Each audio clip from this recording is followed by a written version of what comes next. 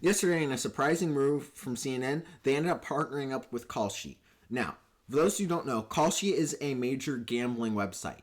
You can pretty much gamble for anything. It's similar to like Polymarket, where you can gamble on politics, sports, news, anything pretty much. Anything that's going on in the world. Even economic predictors and other things like that. So you can pretty much gamble on anything like this. Now, do I think this is a good move from CNN? Actually, I think this is a good move from CNN, but not a good move for the country and how this is showing signs of increased gambling throughout the entire country. So, why do I think it's a good move for CNN? I think it's a good move for CNN because historically, CNN's been very, very wrong on particularly indicators when it comes to elections. And betting markets have always been really, really good at predicting what's going on in presidential elections and other elections throughout the U.S. and throughout the world. Excuse me. And the reason that there's predicted markets like this and gambling markets like this are good for that. It's because people are actually putting money where their mouth is. Also, people that tend to gamble on this tend to also be people that are more educated. And the people that put more money into it tend to do that. So, when you get prediction markets like this, they tend to be a lot more accurate in comparison to actual polling and CNN on the ground data.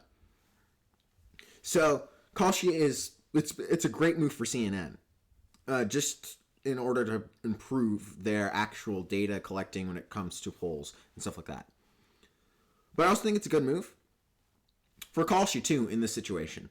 It's because now that they're partnering up with news sources, theoretically, they can manipulate CNN to cover certain stories. As now they're like partnering, so they're giving them money and everything for their partnership or whatever. So this actually makes it easier for like Kalshi to, and also CNN, to manipulate the gambling predicted markets and the gambling markets within Kalshi.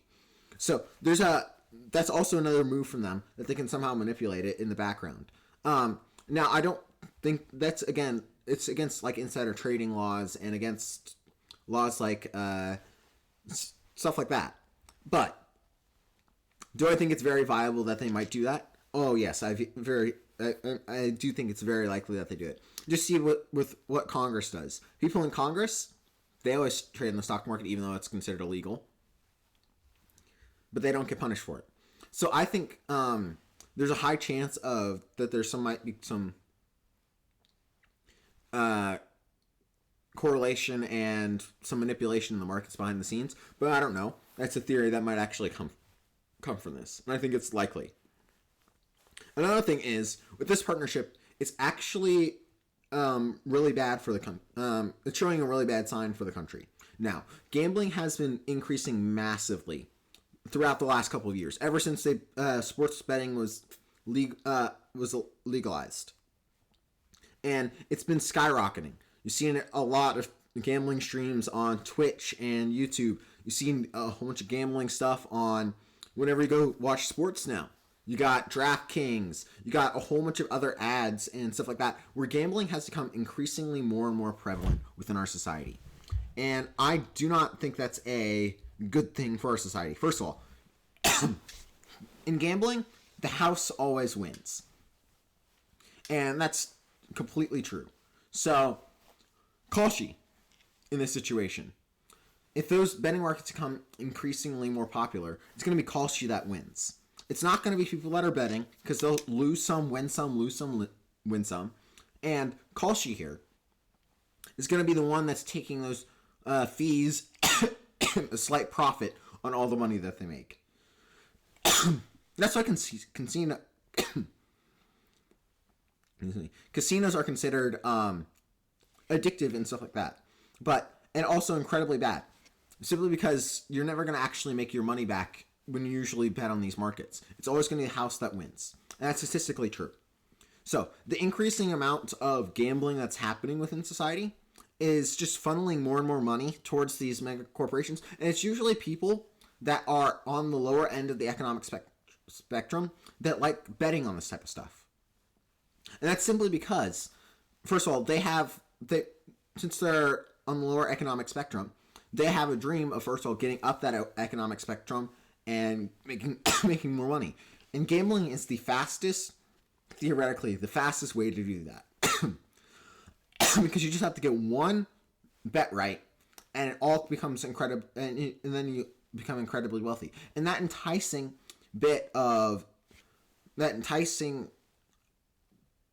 allure of that money that's fast, easy, quick is what makes gambling so addictive. And that's been causing more and more people to, first of all, that's causing more and more people to actually join it. And it's also funneling more and more money towards towards these gambling companies and how much they're making. And with the increasing prevalence, it's massively harming the lower economic spectrum. And that's actually, in my opinion, it's going to be one of the contributing factors to the fact that we're seeing a thinning out of the lower class. It's because they keep betting on gambling sites like this. And it's one of the things that I think is slightly causing it. Although I don't think it's the main cause, it is a slight new cause. It's a cause that's happening, and it's a minor cause, but it's still causing some level of the economic spectrum on the economic hardship for the lower income spectrum. And you can see this with the amount of total gambling that you've seen over the last couple of years. If you look at it here, in recent years have seen an uptake in gambling in the U.S., with 55% of U.S. adults saying they participated in gambling in 2024 in comparison to 43% in 2019. That is around a 10% increase, but it's a 12-point increase from what it was before. And that's a lot, when already 43% said they said they participated in it. Now, some gambling is fine, and I don't think we should completely outlaw it. As, again, you have the freedom to do what you want with your own money, and you have the freedom to do what you want. But it's become so prevalent that we're seeing massive issues with it. You're seeing increased amount of people gambling, which is leading them to lose more money, and you're also seeing an increase in the number of total gambling addicts. As, again, when you see those numbers increasing, you see it again. And when you see a lot of people that are gambling addicts, first of all, they lose a lot of money. And then they become unproductive members of society, and they don't actually do anything. And it actually harms them in the long run. Because if you look at what happens when you're gambling, it's similar to, the addictiveness is similar to alcohol and tobacco. And that's why they have it illegal for anyone, I believe, under the age of 21 in a lot of places. I can't remember the exact age, but I think it's 21. Or it might be 18. It might be between there. It's one of those two. But the reason that they have it, the reason that they have an age limit for gambling is because it's addictive. And if you started earlier, it's more likely to cause problems in the long term. Additionally, when you have someone that's does a lot of gambling, there's actually an increase in suicide rates. Now, this is because once you're gambling a lot, you're dealing with your own money and your own livelihood. So, all it takes is one incredibly bad day, and you lose all your money. And at that point, you feel the person that feels like they've lost everything feels like they have nothing to live for anymore, as they could be in massive debt because they actually ended up taking out loans for that, or they could just lose all their life savings. So this causes there to be a lot of emotional issues with that, and it causes there to be a higher chance of suicide. In fact, there is this study by the CDC, and here it is. So if you look at conclusion here, it says the density of casinos, and if you look at the findings and conclusion here. So when they did it, they found there was a correlation between casinos in the area and number of suicides. So you see that correlation there. that there's, as you see, there's 1.3 casinos and 1.4 gambling venues in a county area. After controlling for confounding, the incidence rate ratio for casinos was 1.6, and there's a credible interval between 1.2. So the conclusion: the density of casinos and other gambling venues is positively associated with suicide mortality in the U.S. So that's showing a positive correlation between gambling places and suicidal ideation. And now we have online gambling, which means that there's pretty much gambling places everywhere else. So, everywhere, because you have your phone with you constantly. It's going to be constantly showing up on the feed if you do it a decent amount, as they'll continue to recommend that type of content. You'll see it in other places. You'll see a whole bunch of recommendations. With it now that you've seen sports betting ads increasing, you've seen a whole bunch of gambling ads increasing. So, with the amount of prevalence within our society that gambling is currently having, it's causing issues. It's causing higher rates of suicide. Additionally, those are their findings from this study. But in this study, they also cite other places. For example, they cited a national registry-based study with around 2,000 Swedish adults diagnosed with gambling disorder, found that suicide mentality among this cohort was 15 times greater than the general population. That is a ton more. That is horrible. So, additionally, that's with Sweden. But others, and that seems a little bit hyperbolic, but there's some other studies too. It says, a cross-sectional survey data from United Kingdom suggests that rates of suicidal ideation and or attempts among problem gamblers was 2.9 times higher than among those with no signs of problem gambling. So that's showing an even high. That's another study showing it even higher in a different country.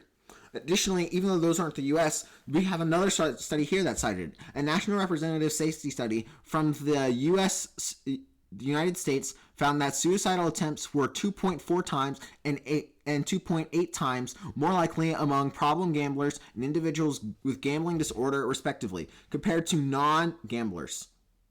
That is a massive. That again is a. In the 2.8, it's nearly 3 times, and it's around 2.5 times for just problem gamblers. So it's still, that is a massive increase in suicide ideation. And this is a problem when we already have seen increasing rates of suicide ever since COVID, and even before that, we've seen increasing rates of suicide. So the gambling it's piling on to those issues, and it's causing even more. It's likely causing even more levels of suicidal ideation. And this is not good for American society when we have so many gamblers, when we have so many people. Again, 55% of people were said they gambled. Now, I bet a whole bunch of those don't actually are not problem gamblers, but when there's more people that are into basic level gambling, there's a higher chance that they get addicted in the first place. And there's a higher chance that they lose a whole bunch of money on it. So, we've seen, so this is leading to more and more rates of suicide caused by this. This combined with the already high suicide rates that the higher suicide rates that we've seen from the COVID and social media and other items, gambling is going to increase that even further. And it's not going to be good for the social fabric of the United States. It's going to harm the social fabric. It's going to harm economically too, as I cited earlier. So it's causing a whole bunch of issues with that. Now, how do we solve this? Now, without taking away people's freedoms. Now, people have a freedom to do what they want with their property, as long as it's not harming others or causing really being extremely harmful to themselves. And I think they have a right to do what they want here with their money. But because it's so harmful, I think we should put some sort of tax on it. So on top of the already high, the already corporate tax of around 20%. I think that's what Trump has it at right now. But anyway,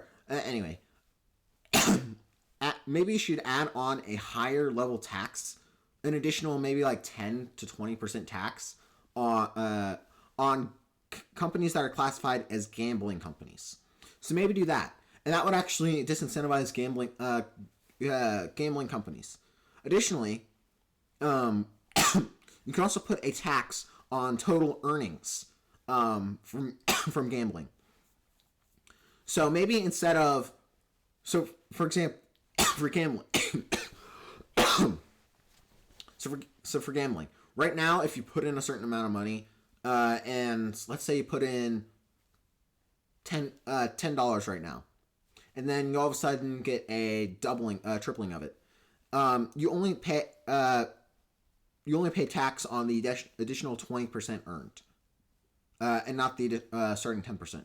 But maybe we remove that additional basis point, so it makes it so mathematically you're always going to be losing even more money to the government, even if you lose or win. So maybe remove that deduction there. That could also do it. Also, maybe have a national tax, like a national sales tax type of thing on gambling. And maybe require gambling companies to show that whenever they're actually putting bets on it. So that would actually incentivize there to be less gambling, as more people will realize they'll be losing money right off the bat, no matter what, if they win or lose. So it makes it more transparent. So maybe we could do that, and that would decrease the level of gambling. It's similar to what we did with excise taxes and taxes on alcohol, cigarettes. So it's similar to that type. It's basically a sin tax. And I think that it would solve tons of issues. It would decrease gambling. It would also have an effect on our national budget. It would increase taxes, decrease the amount of debt, simply because we have more tax revenue. And that would solve, or another thing we could do with the tax revenue, instead of putting it to simple debt, maybe we could put those taxes from gambling into a pile for, or link it with a program for, what is it? Nah, that wouldn't work. I was thinking about linking it with the tax money from the gambling goes to a department that its goal is to like doing Gamblers Anonymous type stuff, where they do like therapy to get people get people less addicted to gambling. But the thing is, then that actually sets up a perverse incentive where the actual like department would actually want to increase the amount of gambling and gambling addicts. So we wouldn't want that. Maybe put it into a general fund, and the funds are going to be like baseline linked to it or something. But even then, that would cause a perverse incentive. So maybe just do what I said before, and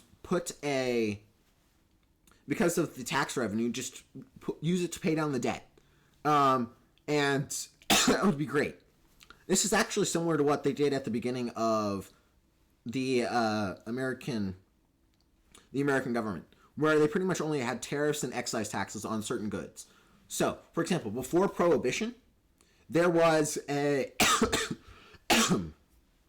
before Prohibition, I think around 60 to 70% of U.S. tax income came from taxes on alcohol. So maybe we could do, although I think we wouldn't be able to do all that now, as first of all, drinking has decreased a lot and stuff like that. I think if we had a high enough taxes on a lot of these things, we'd end up solving a whole bunch of issues with the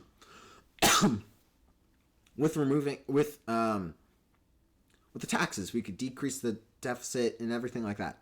So so if we have a system to where we actually had before Prohibition, and where we had taxes on certain things that are particularly bad, for example, gambling, tobacco, vapes,